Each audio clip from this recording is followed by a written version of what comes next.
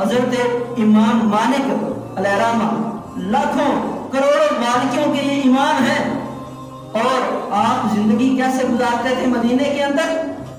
آپ مدینے کے اندر جب چلتے تھے تو پاؤں میں جوتا نہیں پہنتے تھے۔ دیکھنے والے پوچھتے کہ اے امام مالک آپ جوتا کیوں نہیں پہنتے؟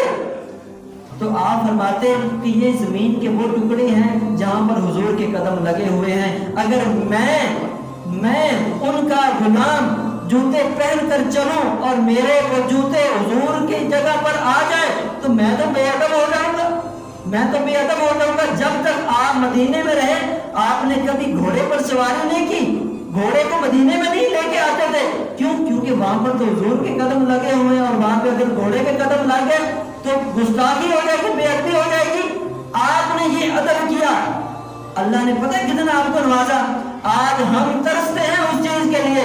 امام مالک علیہ الرحمہ خود بول کر ارشاد فرماتے ہیں کہ اسی ادب کی وجہ سے میں نے حضور کا ادب و احترام کیا، اللہ نے مجھے اتنا نوازا کہ میری کوئی ایسی رات نہیں گزرتی جس رات میں میں نے حضور کی زیارت نہ